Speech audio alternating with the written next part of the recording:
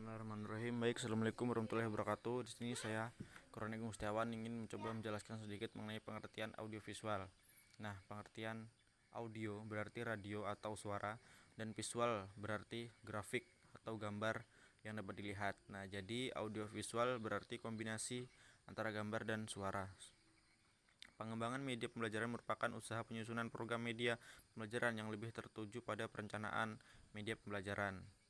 Media yang akan ditampilkan atau akan digunakan dalam proses belajar mengajar terlebih dahulu dirancang sesuai dengan kebutuhan lapangan atau siswanya.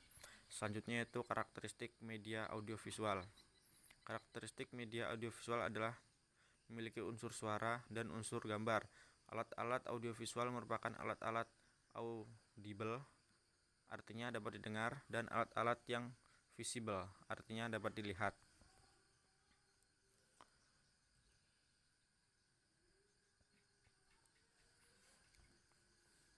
Ya, di sini menurut Rudy Bertsch mengklasifikasikan media menurut ciri umum media menjadi 3 unsur, yaitu suara, visual, dan gerak. Klasifikasi tersebut dikembangkan menjadi 7 kelompok, diantaranya media audiovisual gerak yang merupakan media paling lengkap karena menggunakan kemampuan audiovisual dan gerak. Yang kedua, media audiovisual diam. Ini memiliki kemampuan audiovisual tanpa kemampuan audiovisual dan gerak. Yang ketiga, media audio semi gerak, menampilkan suara dengan disertai gerakan titik secara linear dan tidak dapat menampilkan gambar nyata secara utuh. Yang keempat yaitu media visual gerak, memiliki kemampuan visual dan gerakan tanpa disertai suara.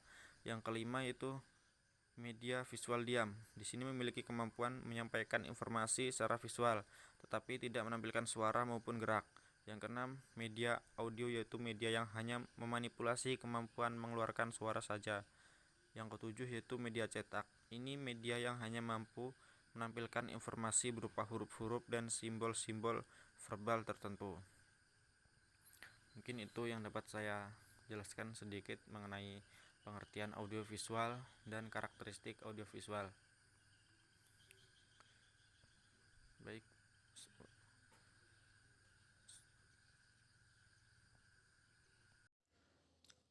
Assalamualaikum warahmatullahi wabarakatuh. Baik, di sini saya akan melanjutkan diskusi dari kelompok saya, yaitu penggunaan audiovisual dalam pembelajaran.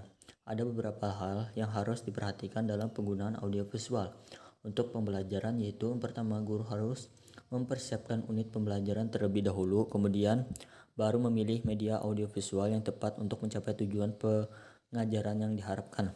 Yang kedua, guru juga harus mengetahui durasi media audiovisual, misalnya dalam bentuk film atau video, di mana keduanya yang harus disesuaikan dengan jam pelajaran.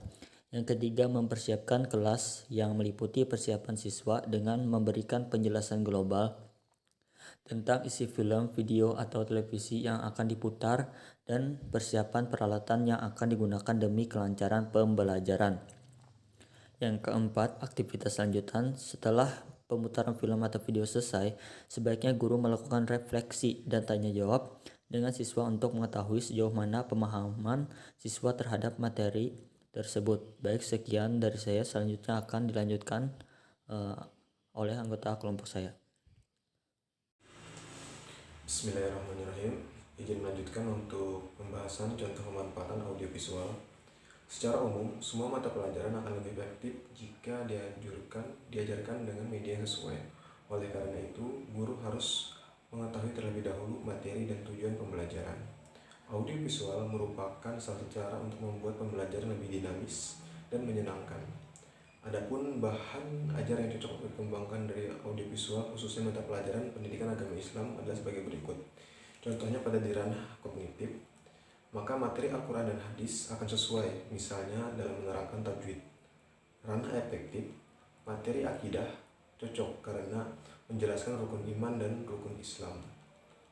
Nah, dalam ranah psikomotorik, yang materi yang lebih cocok adalah materi fikih, yang dimana materi ini banyak berbentuk prosedural atau tata cara, seperti ketika menjelaskan tentang tata cara sholat, tata cara haji, dan tata cara berkurban. Manfaat dari media audiovisual yang pertama yaitu mengatasi keterbatasan jarak dan waktu, mampu menggambarkan peristiwa masa lalu secara realistis dalam waktu yang singkat.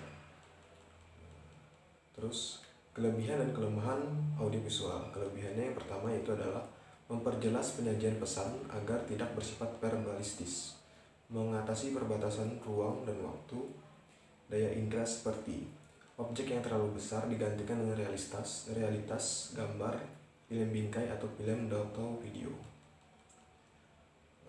Kekurangannya itu adalah ada 3. Yang pertama, media audiovisual juga tidak dapat digunakan di mana saja dan kapan saja karena media audiovisual cenderung tetap di tempat. Yang kedua, biaya penggunaannya relatif mahal. Dan yang ketiga, apabila guru tidak mampu berpartisipasi aktif, maka siswa akan cenderung menikmati visualisasi dan suaranya saja. Sekian, terima kasih.